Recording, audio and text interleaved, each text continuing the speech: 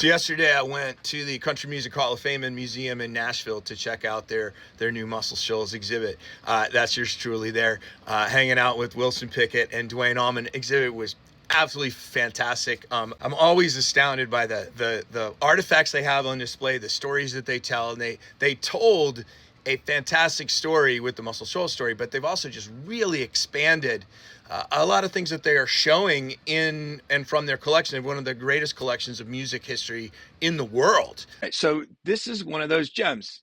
This is Vassar's fiddle. Vassar Clements, famous. He called himself the hillbilly jazz fiddle player, bluegrass fiddle player. Played with Bill Monroe back in the day. Vassar Clements is a homeboy of mine. He's actually from Kissimmee, Florida. He began playing with the Rock and Rollers. Vassar joined Nitty Gritty Dirt Band when they recorded their landmark album, Will the Circle Be Unbroken, which was one of the earliest cross-generational projects in country music with rock and roll, with the Rock and Rollers.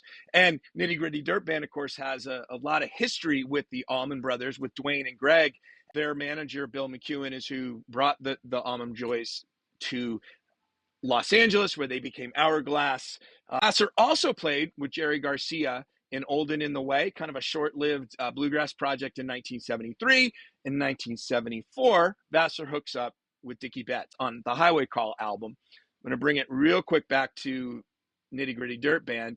Jeff Hanna from Nitty Gritty Dirt Band played on that album on the song Handpicked, which is a song that Dickey Betts wrote specifically to play with Vassar Clements. There's two songs on side 2 of Highway Call, Dickey's Highway Call, and it is the longest song. It pretty much takes up the entire album.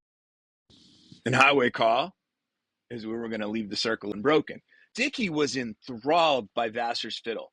Vassar thought that it might have dated, this fiddle might have dated maybe back to like the 16th century, something like that. The Country Music Hall of Fame said it was probably made in the late 19th century, modeled after a very early viola, looking similar from a very great violin maker. But it was indeed from Europe. And there was even some discussion that it might have Roma origins. That's not true either, apparently, or at least that's not something that the Country Music Hall of Fame said. I want to read a quick quote from Dickey in the Highway Call era when Vassar was in his band.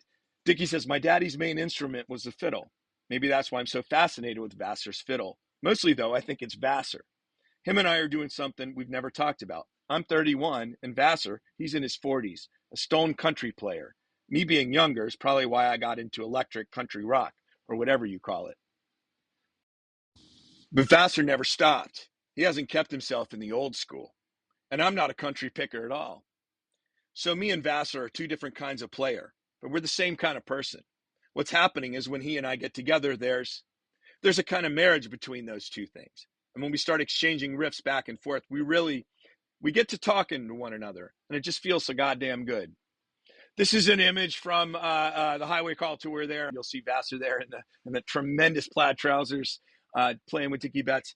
That tour, Highway Call as an album itself, was groundbreaking, just a fantastic record. Dickey's initial intent was to record an album with Django Reinhardt's violinist, and he didn't want to travel. But he wouldn't travel by air; he'd only travel by boat. Dickey ends up running into Vassar at bluegrass festivals in Florida. Decided he wanted to make this.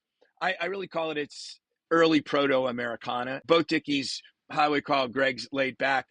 When people heard them based on what they had heard from Fillmore East and the Allman Brothers, it was a big shock because it was so different than what they had heard with the collective. It shows a side of Dickey that I wish we had more records up. Dickey's Collector's #1 that he released shortly after he and the Allman Brothers divorced. That was a very similar record. I wish Dickey had made maybe one or two more of those because he was just a great player that way. But the piece I want to say, and y'all know what's coming if you've been around here for a while, December 14th, 1974, Winterland.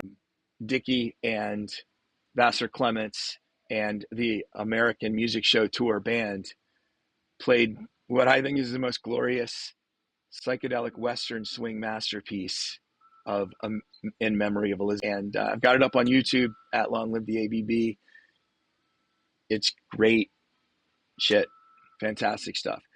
Really thoroughly enjoyed my visit to the Country Music Hall of Fame and Museum yesterday. I'm a museum guy. I'm a professional historian and a professional historian who's worked in museums his entire career, and they just added so many levels. And here's this one little gem. There's more. There's a whole lot of Allman Brothers tucked in and around the story, and they had a Muscle Shoals exhibit, so a whole lot of Duane stuff. More to come.